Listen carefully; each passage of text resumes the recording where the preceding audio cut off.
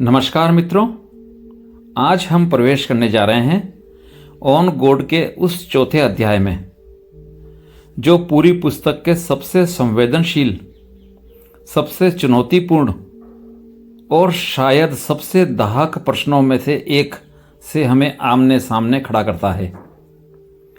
मनुष्य क्यों ईश्वर की तलाश करता है और यह तलाश क्या वास्तव में किसी सत्य के लिए है या यह केवल मन की भय रचित एक छवि है।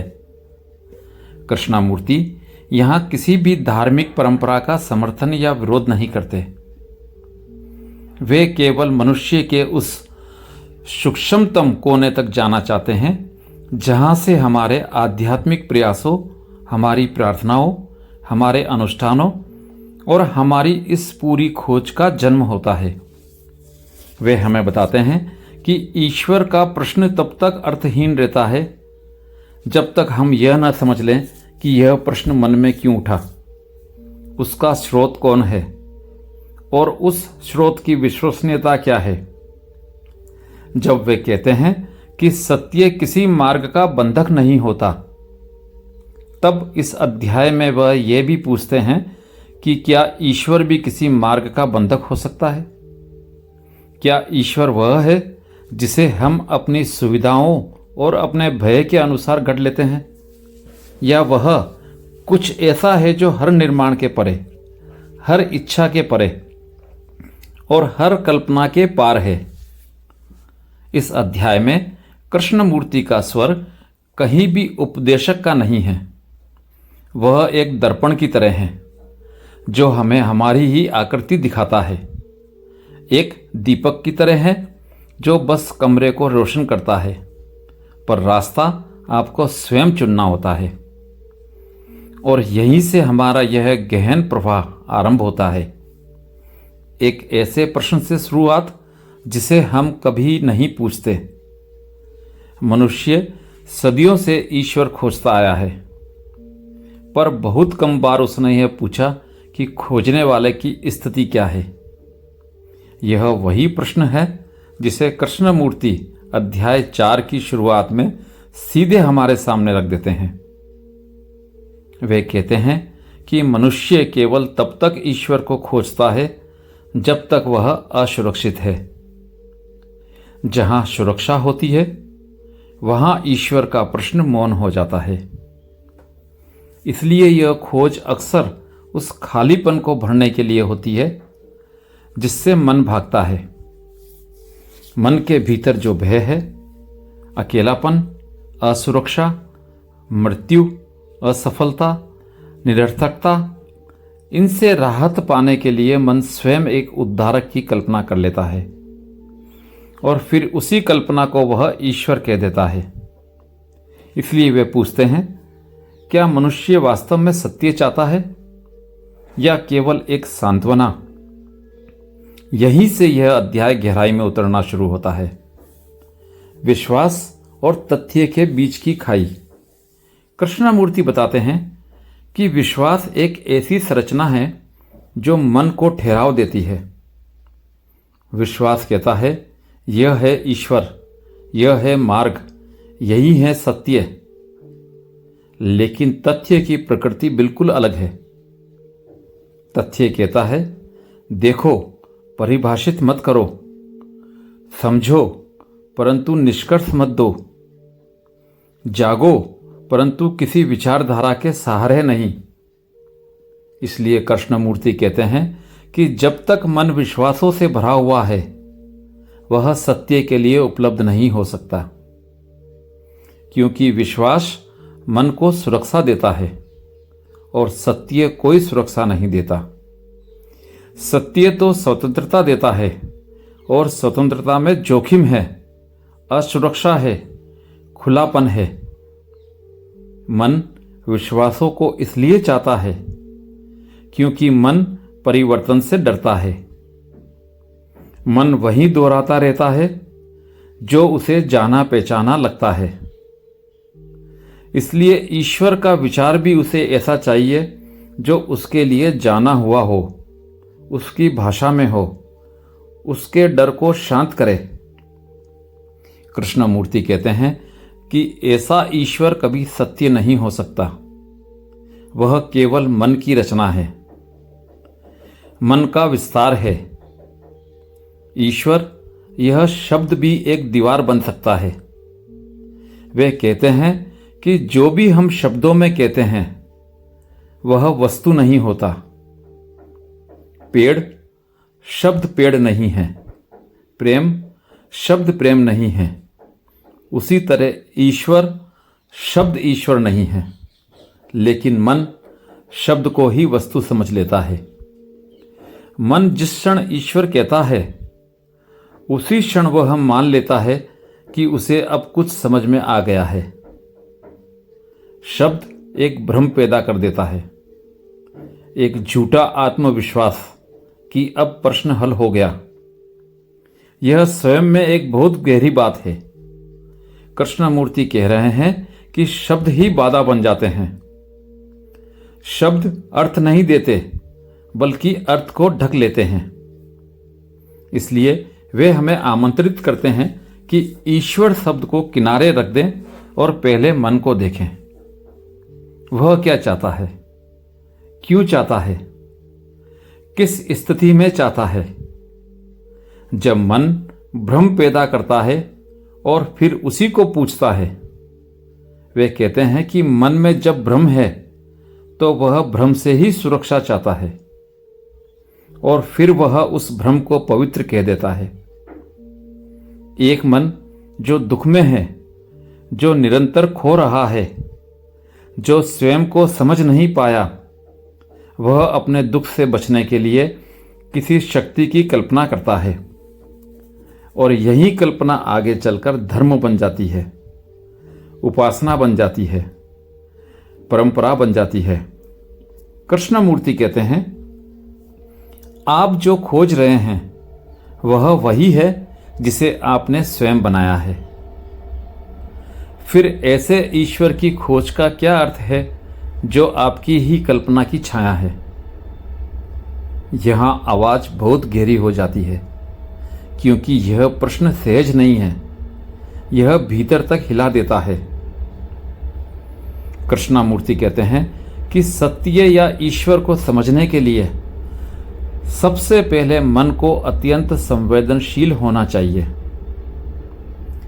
संवेदनशीलता का अर्थ है मन किसी भी निष्कर्ष, किसी भी आदत और किसी भी विश्वास से मुक्त होकर देख सके। वह जो भी सामने है उसे उसकी वास्तविकता में पकड़ सके। लेकिन अक्सर मन इतना बोझिल होता है अनुभवों से, दुखों से, स्मृतियों से, आदतों से, शिक्षा से, परंपरा से, कि वह वस्तु को सीधा नहीं देख पाता। वह पहले अपनी आंखों में विश्वासों के रंग चढ़ाता है और फिर उसी रंग में सत्य को देखता है। फिर उसे लगता है कि यही सत्य है। कृष्णमूर्ति कहते हैं कि जब तक यह बोझ है तब तक ईश्वर का प्रश्न एक मानसिक खेल है, खोज नहीं। इस अध्याय में एक अत्यंत मूल्यवान क्षण आता है जब कृष्णमूर्ति ध्यान पर बात करते हुए बताते हैं कि ध्यान ईश्वर की खोज का साधन नहीं है। ध्यान वह स्थिति है जिसमें मन किसी लक्ष्य की ओर नहीं बढ़ रहा है, वह बस जाग रहा है, पूरी तरह निर्विचार, बिना किसी चयन के। लेकिन मन ध्यान भी इसलिए करता है कि वह कुछ प्राप्त कर सके, शांति, आनंद, मोक्ष या ईश्वर। वे कहते हैं जहां प्राप्त करने की आकांक्षा है वहां ध्यान नहीं है, जहां प्रयास है वहां मौन नहीं है, जहां लक्ष्य है वहां स्वतंत्रता नहीं है। ध्यान साधन नहीं है। ध्यान वही क्षण है जब मन किसी भी साधन की आवश्यकता से मुक्त हो जाता है और ऐसे मन में ही सत्य प्रकट होता है। वे कहते हैं कि ईश्वर कोई वस्तु नहीं है, कोई सिद्धांत नहीं है जिसे मन खोज सके। मन तो केवल वही खोज सकता है जिसे वह पहले से किसी रूप में जानता है। मन खोजता वही है जिसकी स्मृति उसके भीतर है। इसलिए मन जो भी ढूंढता है वह अपनी ही स्मृति ढूंढता है, कुछ नया नहीं। यहाँ एक अत्यंत सूक्ष्म बात आती है। कृष्णमूर्ति कहते हैं कि सत्य वह है जो मन की स्मृति से परे है, और जब सत्य स्मृति से परे है तो मन उसे खोज कैसे सकता है। इसलिए वे कहते हैं कि ईश्वर खोजे जाने की वस्तु नहीं है।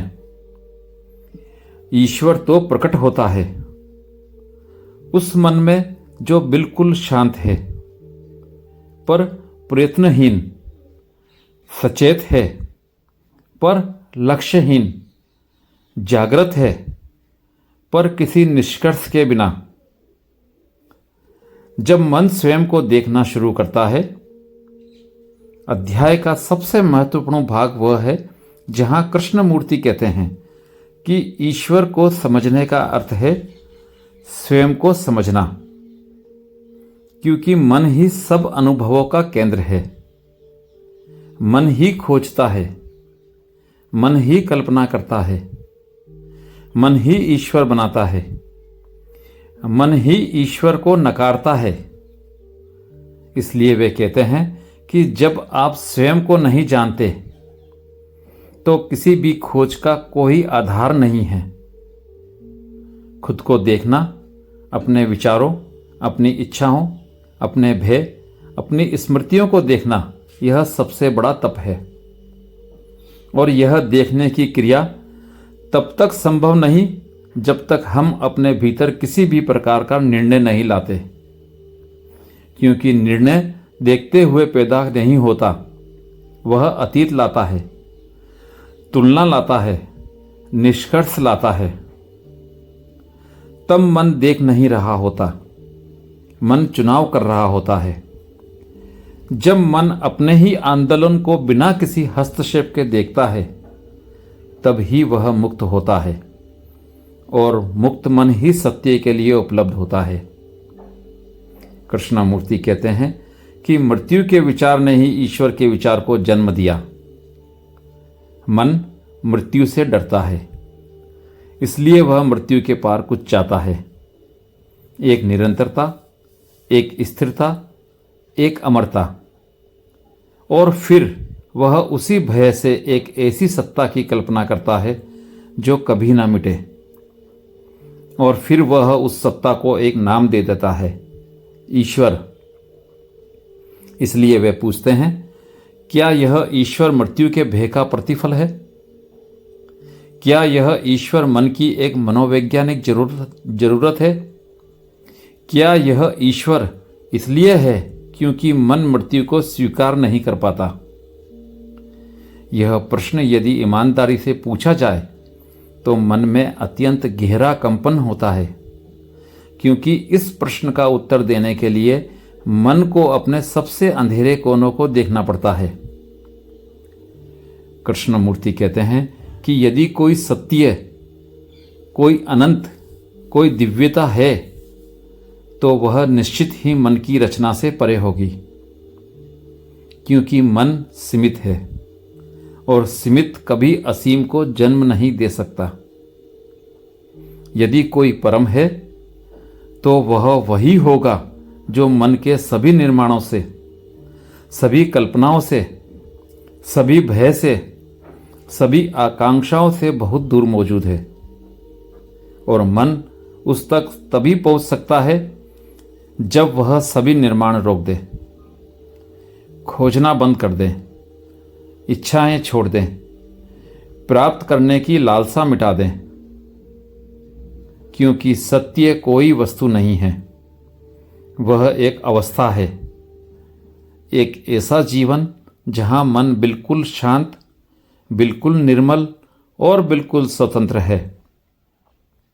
कृष्णमूर्ति कहते हैं कि ईश्वर को समझने के लिए कोई भी विधि नहीं है, क्योंकि विधि हमेशा समय पैदा करती है और सत्य समय में मौजूद नहीं होता। विधि संघर्ष पैदा करती है और संघर्ष में स्पष्टता नहीं होती। विधि लक्ष्य देती है और लक्ष्य हमेशा अतीत की स्मृति होता है। इसलिए वे कहते हैं, एकमात्र मार्ग है, कोई मार्ग नहीं। यहां अध्याय का प्रवाह अत्यंत मौन हो जाता है, जैसे वे हमसे कह रहे हो, जो चीज अनंत है वह कभी रास्तों में बंध नहीं सकती। आत्मज्ञान ईश्वर की खोज नहीं, बल्कि खोज का अंत। इस हिस्से में वे कहते हैं कि आत्मज्ञान का अर्थ ईश्वर को पा लेना नहीं है। आत्मज्ञान का अर्थ है उस मन को समझ लेना जो खोजता है। और जब वह मन स्वयं को पूरी तरह समझ लेता है, उसके भ्रम, उसके दुख, उसके लक्ष्य, उसकी आकांक्षाएं, उसके भय, तब खोज खत्म हो जाती है। और जब खोज समाप्त हो जाती है, तब मन शांत हो जाता है।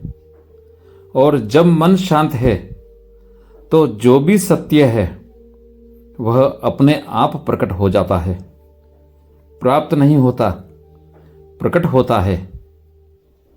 और अब अध्याय अपने अगले अत्यंत गहन मोड़ की ओर बढ़ता है।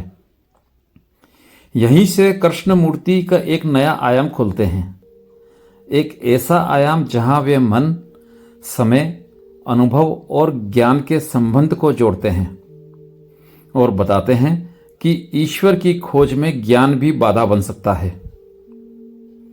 यह वह बिंदु है जहां विचार अपनी सीमा तक पहुंच जाता है और अध्याय एक नए गहन विस्तार की ओर आगे बढ़ने लगता है। यही वह स्थान है जहां अध्याय अचानक गहराई बदलता है, जैसे कोई नदी पहाड़ों से उतरकर अचानक एक विशाल समुद्र की ओर बढ़ने लगे। कृष्णमूर्ति कहते हैं कि जब तक मन ज्ञान के सहारे चलता है, वह केवल दोहराव करता है। ज्ञान अनुभव का अवशेष है। अनुभव समय का हिस्सा है और समय कभी भी अनंत को नहीं छू सकता। वे कहते हैं कि मन उस क्षण स्वतंत्र होता है जब वह यह समझ ले कि ज्ञान अपनी जगह उपयोगी है, पर उसकी सीमाएं हैं। ज्ञान विज्ञान में, भाषा में, संचार में आवश्यक है, पर आत्मान्वेषण के क्षेत्र में ज्ञान केवल एक बोझ बन जाता है, क्योंकि जो भी मन जानता है वह बीत चुके क्षण का रिकॉर्ड है और सत्य कभी बीत नहीं सकता, क्योंकि सत्य समय से स्वतंत्र है। यह समझ जैसे भीतर एक दरवाजा खोल देती है, एक ऐसा दरवाजा जिसे खोलने के बाद मन जानता है कि उसे किसी संचय की आवश्यकता नहीं।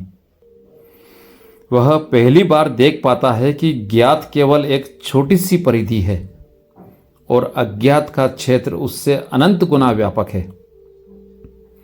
कृष्णमूर्ति बार बार हमें बताते हैं कि विचार वही दोहरा सकता है जो उसने पहले सुना, पढ़ा या अनुभव किया है। इसलिए वे कहते हैं, विचार सृजनशील नहीं है। जो सृजन है वह विचार के परे है। विचार सीमित है क्योंकि विचार समय का उत्पाद है और जहाँ समय है वहाँ मृत्यु है, भय है, निरंतरता की तलाश है और दूसरा बन जाने की इच्छा है। यहाँ वे एक अत्यंत सूक्ष्म प्रश्न रखते हैं, क्या कोई ऐसी बुद्धि संभव है जो विचार से परे हो? क्या कोई ऐसी चेतना है जो मन की बंधी रचनाओं, परंपराओं, शिक्षाओं, स्मृतियों से मुक्त हो? वे कहते हैं कि यह तभी संभव है जब मन समझ ले कि विचार केवल एक उपकरण है। वह जीवन को नहीं समझ सकता, वह प्रेम को नहीं समझ सकता, वह ईश्वर को नहीं छू सकता। विचार केवल शब्दों का खेल है और जीवन शब्दों का नहीं, जीवन अनुभव का भी नहीं। जीवन उस मौन का है जिसमें अनुभव भी समाप्त हो जाता है। एक बड़ा भ्रम यह है कि मनुष्य अनुभव को सत्य समझ लेता है। कृष्णमूर्ति इस अध्याय में कहते हैं कि अनुभव वह क्षण है जिसमें मैं अपने लिए कुछ प्राप्त करता है।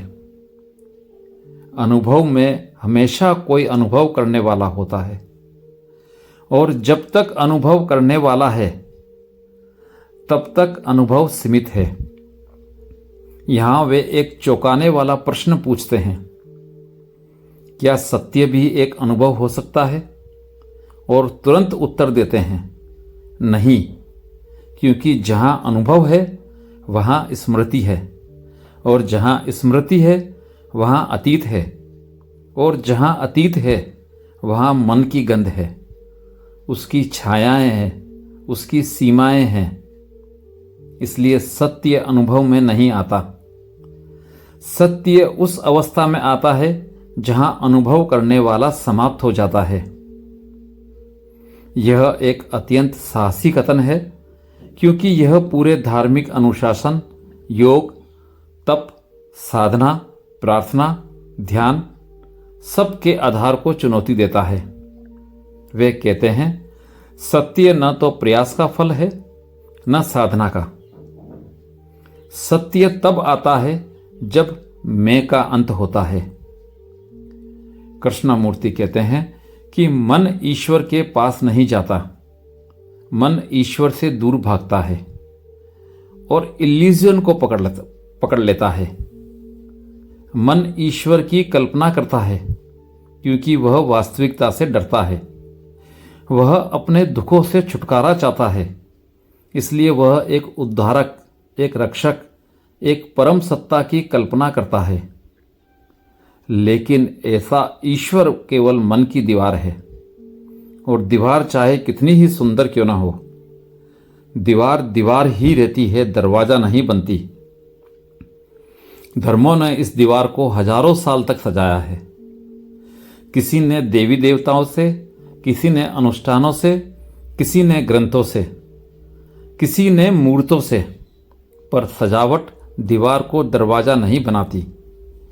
वे कहते हैं, जहां भय है वहां ईश्वर नहीं है, जहां तलाश है वहां सत्य नहीं है, जहां आशा है वहां मौन नहीं है, जहां इच्छा है वहां स्पष्टता नहीं है। कृष्णमूर्ति कहते हैं कि यदि आप ईश्वर या सत्य को समझना चाहते हैं तो आपको अपनी ही क्रियाओं, विचारों, भावनाओं की गहराई से पड़ताल करनी होगी। और यह पड़ताल निष्कर्षों के साथ नहीं होगी, यह पड़ताल केवल मौन निरीक्षण से होगी। मन को देखना एक साधारण बात नहीं है।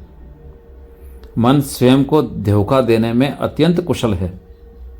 वह स्वयं को यह समझा लेता है कि वह पवित्र है, धार्मिक है, विनम्र है, स्वतंत्र है, जबकि वह भीतर से भयभीत, उलझा हुआ और टूट रहा होता है।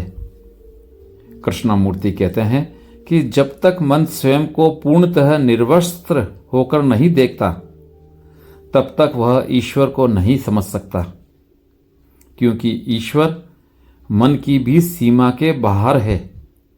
यह देखने की कला ही अध्यात्म है, और यही धर्म है, और यही तप है, और यही ज्ञान है। अध्याय में आगे एक शानदार मोड़ आता है, जब कृष्णमूर्ति कहते हैं कि मौन वह जगह नहीं जहां मन शांति प्राप्त करता है। मौन वह जगह है जहां मन ही नहीं रहता। मन तब तक नहीं मिट सकता जब तक वह अपने ही केंद्र को पकड़े हुए है, मैं को, उसकी इच्छाओं को, उसके लक्ष्यों को, उसकी स्मृतियों को, उसकी पहचान को। जब यह मैं ढह देता है, जब यह मैं समाप्त होता है तभी वह मौन आता है जिसमें सत्य अपने आप चमकने लगता है। यह मौन किसी साधना का परिणाम नहीं, यह समझ का परिणाम है। मैं को समझने से मैं समाप्त होता है और जहां मैं समाप्त है वहीं अनंत का द्वार खुलता है। कृष्णमूर्ति कहते हैं कि इस अनंत को नाम देना ही उसे छोटा करना है, इसलिए वे उसे ईश्वर कहने से भी मना करते हैं। वे कहते हैं नाम वस्तु नहीं है, नाम केवल मन का एक संकेत है। वस्तु नाम से स्वतंत्र है। यदि कोई परम सत्ता है तो वह नामों से, धर्मों से, ग्रंथों से, पूजा से, ध्यान से, योग से, तपस्या से, सभी से स्वतंत्र होगी। वह तभी छूती है जब मन किसी भी प्रकार के प्रयास में नहीं है, जब मन खुला है, निर्विचार, निर्लिप्त, निर्मल। तब सत्य ऐसे आता है जैसे सूरज बादलों के पीछे से अचानक प्रकट हो जाए। वह पहले से ही था, आपने उस बस बादल हटा दिया। यह पूरी खोज अंततः हमें कहाँ ले जाती है?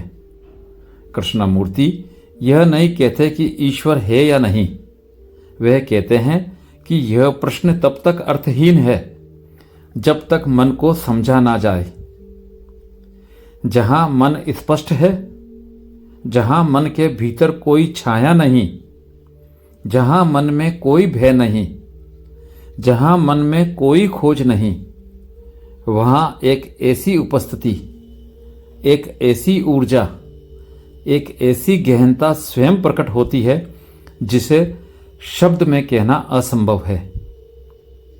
यह अध्याय बहुत शांत हो जाता है, जैसे कोई नदी सागर से मिलने के ठीक पहले अपना स्वर बदल लेती है।